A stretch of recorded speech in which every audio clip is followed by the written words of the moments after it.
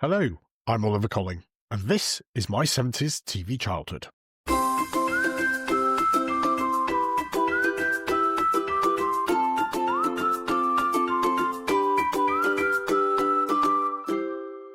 Hello, and welcome back to my 70s TV childhood. We are a unique podcast, as we remember what it was like to be a child in 1970s Britain, and the role that television played in our lives back then.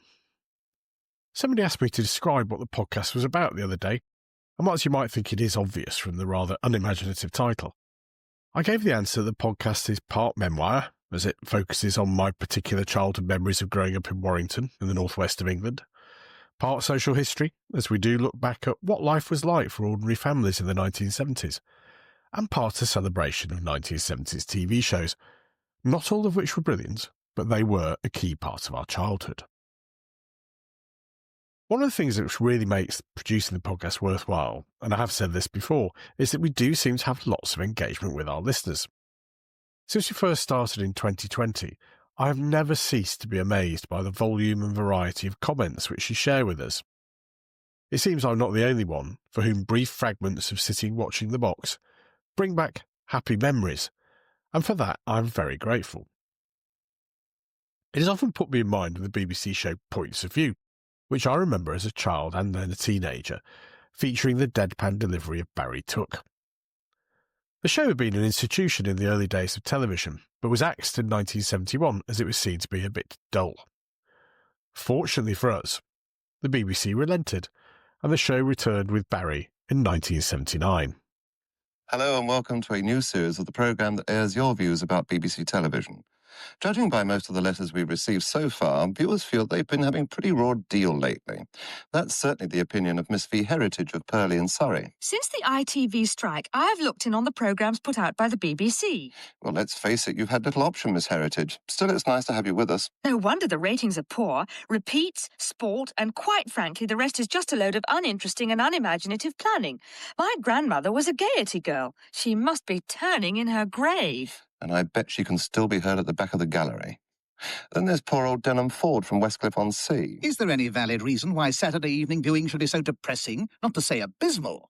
As an example, Saturday, August the 11th was a classic, beginning with The Hunchback of Notre Dame, followed by Seaside Special, which is anything but special, and Sword of Justice, which is Kojak, Cannon, Ironside and Starsky and Hutch under another title. I'm beginning to have nightmares already, Mr. Ford, but wait for it. Then came the dreaded moment when Match of the Day returned. Ah, dear old Match of the Day. Are you so mentally constipated you cannot understand that a large percentage of male viewers are not going to rush home from the pub every night for the next 9 months just to watch a condensed version of 44 men kicking hell out of one another 1 minute and kissing each other the next? Blast J. Bounden of Chalfont St. Giles. Point taken, Mr. Bounden, but a lot of people like sex and violence on television. My husband and I work hard all week, and our main source of enjoyment on Saturday evening is to relax and be entertained. Writes Mrs. Maureen Blackburn of High Wycombe. Tonight we were absolutely horrified by the selection offered. Sport for nearly 2 hours, or an absolutely nauseating German programme about Hitler. We thought this was the British Broadcasting Corporation. We received another tirade on this subject from Leslie Amy of East Finchley. Dear person, if we must have rubbish on our television screens, please let it be British. Why, is British rubbish better? Whoever selects your programmes should be given the order of the boot. Suggests Mr. Croft of Hemel Hempstead. But I'll leave it to Mrs. F. Young of Sidcup to offer the final solution. Why not close down television altogether? Well, with ITV off the air, I'd have thought that things were already heading in that direction. Maureen Hallett of Twickenham seems not to agree with all that. Since the ITV strike, we've discovered some really great programmes on BBC television. Keep up the good work. Thank you, we will. Of course, good programmes have been there all the time, and it's ironic in a way that it takes an industrial dispute to get people to watch them. Can you imagine enraged viewers across the UK sitting down and writing longhand letters to the BBC now? Hardly. The wonders of email and social media makes the ability to comment and feedback instant, and it makes it available to all, which might lessen its impact and value perhaps, but it does mean that if you do want to share anything with us, it's so much easier to do so.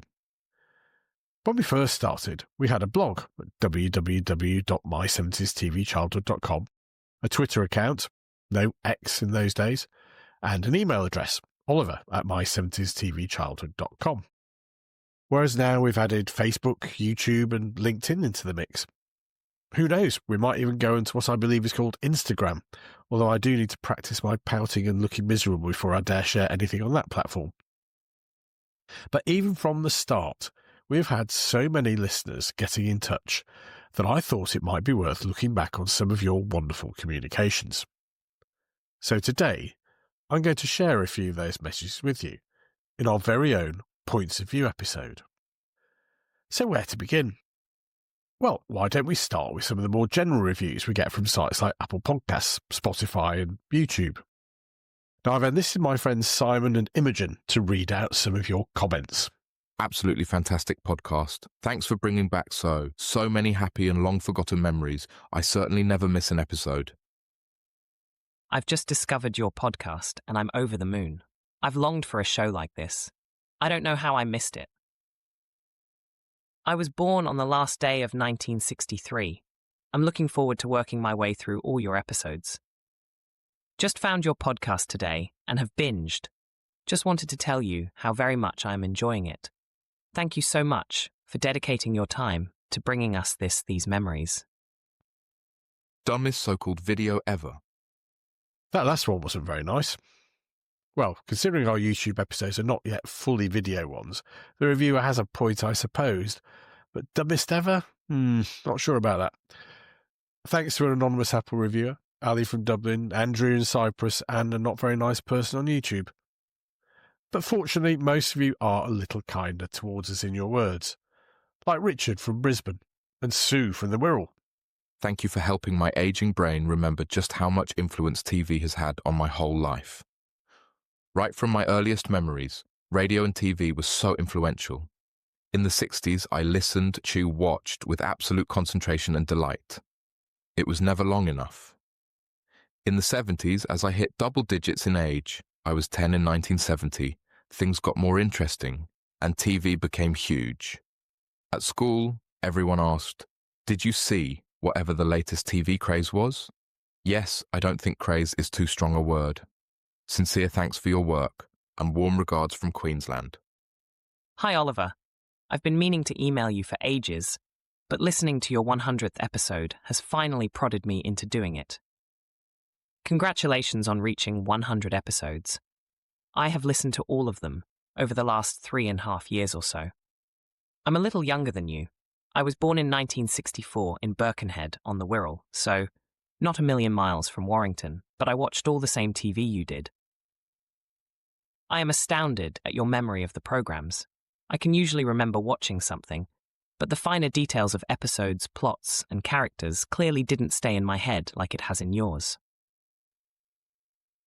I loved the Oliver Postgate animations, Ivor the Engine and Noggin the Nog, and of course I had to watch Blue Peter, not Magpie.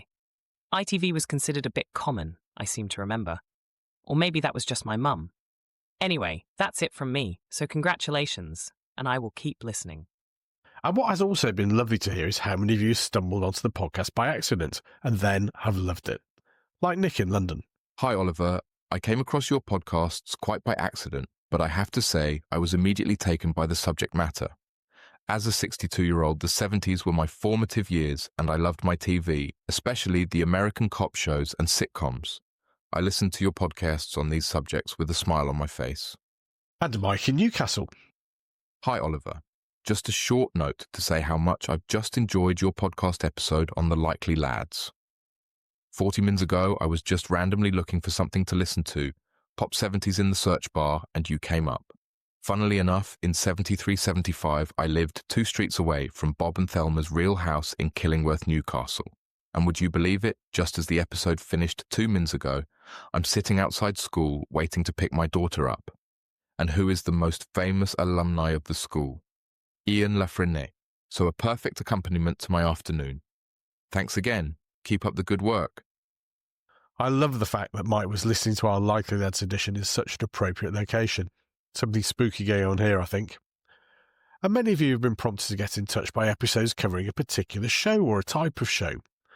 Our episode on FA Cup Final Day provoked lots of comments. Here's one from Alan in Surrey. Hi, Oliver.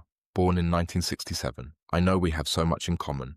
I reenacted the 1974 Cup final in the garden straight after the final whistle. When Arsenal lost to Ipswich, I threw all my Arsenal stuff, scarves, Topps cards, etc., into the bin. Luckily, my mum retrieved them all. And on to 1979, us versus you lot, 2-0 up and cruising, the Tony Bell ice cream van stopped outside and I had a 99 cone. Before I'd eaten it, it was 2-2. The ice cream was on the floor and being eaten by the dog whilst I was in tears. Just to say, this was the best episode yet. Identical memories to me, 200 miles away in Surrey. And another one from Edward on the blog. A long-suffering Fulham fan. Thank you for this wonderful episode. As a Fulham fan since 1965, it always annoys me that people usually gloss over the 1975 final as if it never happened.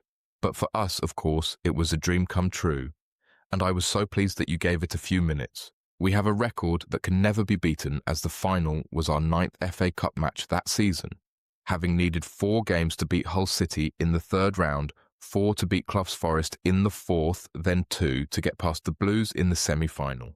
I believe the eventual winning team was the last all-English team to win the FA Cup. Fulham had an Irish player, so not sure if that would have counted. Glad we helped keep that memory alive, Edward. Another event which got lots of attention was the royal wedding in 1973, when Princess Anne married Captain Mark Phillips. Here's a memory from another Sue. The comment about Prince Anne's wedding reminds me that Blue Peter produced a special book about Princess Anne and Val Singleton's trip to Kenya. My friends and I later used the order of service from the Royal Wedding Commutative book to marry ourselves to our favourite TV heroes. The 3 of were Melody, Rhapsody and Harmony, the female fighter pilots from Captain Scarlet. My friends married Captain Scarlet and Captain Blue, while I married Captain Crane from Voyage to the Bottom of the Sea. Love that, Sue. Who says that television doesn't influence children's behaviour? But some of the most moving things you share with us are the very personal memories you have of happy times which are associated with watching television in certain places or with certain people. Here's a lovely memory from Guy. My dad worked excessively in the 70s simply to support us, and I remember many days when he would be gone for work before I got up and came home, and I'd be getting into bed. However, one thing he always managed was to have Saturday night with me. I was obsessed with the $6 Million Man, and we would prepare a glass of milk and chop up a Mars bar into very thin slices, and I would consume these through an episode. We would pull the curtains closed and turn the lights off to simulate a cinema. How I made a single Mars bar last I do not know. Wishing you all the best and continued success with the podcast. Thanks, Guy. That's really great story. And here's another one from Stefan in the US. I just discovered your podcast. I am delighted by it and catching up on lots of episodes. I am listening on a plane traveling to Charlotte, North Carolina, on my way home to Virginia. I think my mother and I had a TV in 1973 or thereabouts. At one of her jobs, she worked as a waitress and we had a room above the pub. This must have been around fall 1972, 1973. I would watch TV as she worked with a Siamese cat called Winky, owned by Mr. Finley, the publican at the King's Arms. I have very fond memories of watching TV with Winky at the time. Well done, Winky. Happy memories there. And here's another from Adam in New South Wales. Jay asked to let you know of one of my happiest memories from childhood in the 1970s was watching British comedies with my grandparents. They loved Dad's Army, Yes Minister, Are You Being Served, and many more. My grandfather used to call the platoon from Dad's Army silly old men, although he was their age at the time and also a World War II veteran. He served in the Australian Army, but seeing him laughing was fantastic. We also love hearing about some of the practicalities involved in watching television, particularly when it came to ITV, as in the 1970s, the regional variations in programming could be pretty significant, as Carolyn told us. I was a solid Tiswas fan, however my version was the 1974 6 version, with Peter Tomlinson, John Asher and Chris Tarrant, no Sally James at this stage. I grew up in Mansfield, and our local TV station was Yorkshire. However, we were on the border, so we could just about get a dodgy rolling picture from ATV, which must have been worth it to watch Tiswas. My dad was a BBC fan, so as soon as Swap Shop started in 1976, we mostly watched this, but I did switch from this to ITV and back during the morning before my dad got up. I can recall being very annoyed each year, though, when Swap Shop finished early for the Lord Mayor's show. And here's one from Paul in Norwich, who had quite a dilemma. I had the misfortune of living in a different ITV region to my school friends, despite being only a 5-minute walk away. Their region put out the $6 Million Man on Thursdays, when ours didn't, so it took a while before I got to see it, finally catching the opening titles when visiting my cousins. Paul, we feel your pain. But it wasn't just about where you were. The whole ritual of watching television and what it inspired came to life for me in a message from Stephanie in London. Hi Oliver, I love this podcast. Oddly enough, I can't remember discussing my favourite programmes with my school friends, but my mother was really keen, particularly on sci-fi and the more outlandish or far-fetched shows. Ditto films, especially if they were so bad as to be funny. We watched Star Trek every week, the small black and white set on the far end of the dining table. I don't think we knew anyone else who watched it. We watched Lost in Space every Wednesday, I think, and Voyage to the Bottom of the Sea weekly, which, if we were lucky, might feature a giant squid. I had a favourite game I played with my best friend Talia from about 1969 till we parted ways in 1972 thanks to different schools. We were model detectives, madly beautiful, and effortlessly able to solve any crimes. To do this, we rushed around her house. I lived in a flat, crouching on the landings and leaping up and down stairs whenever we saw an adult. I think this game must have owed more to Thunderbirds, though it was never explicit. My 70s TV childhood is a great idea. What lovely memories. Thank you all for sharing them with me.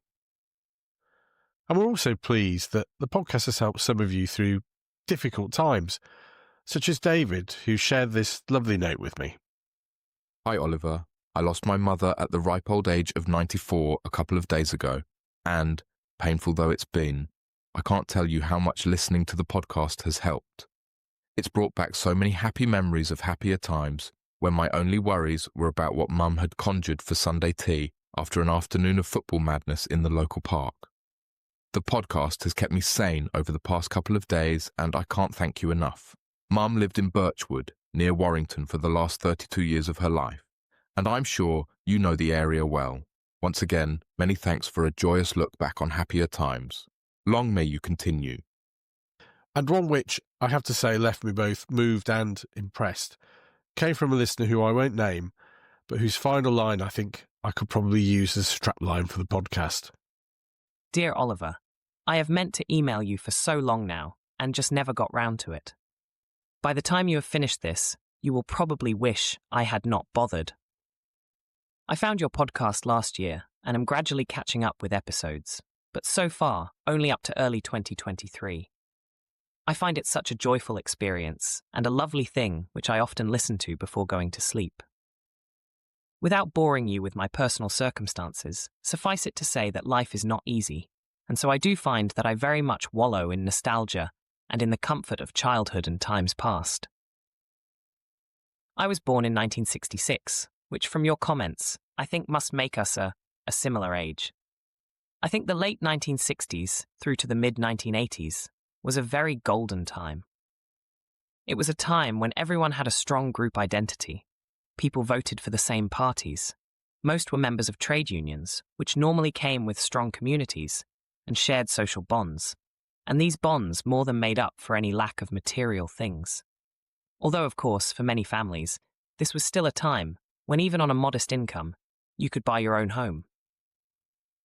Funnily enough, despite those years being a time of profound change for Britain, the TV programmes we watched in the main were very much the opposite of that. I have such strong memories of watching certain programmes at certain times, nearly all of the ones that you have mentioned in your wonderful podcast, but sometimes these memories are just snippets. I lost my dad when I was 7, and he worked long hours so that he left in the morning before I was up and arrived home after I went to bed, so I really only saw him at weekends. However, I strongly remember watching John Pertwee's Doctor Who with him, and in particular, the following abiding memories from his episodes. The mannequins in clothes shops, coming alive and bursting through the shop windows. The sea devils emerging from the sea. The gargoyles coming alive on a church on the whims of the master. I found Roger Delgado as the master particularly terrifying. I am sure that everyone has examples of things like that, little moments that just stick in your mind. Programs early on Friday evening, Wonder Woman, Mork and Mindy, and Happy Days spring to mind.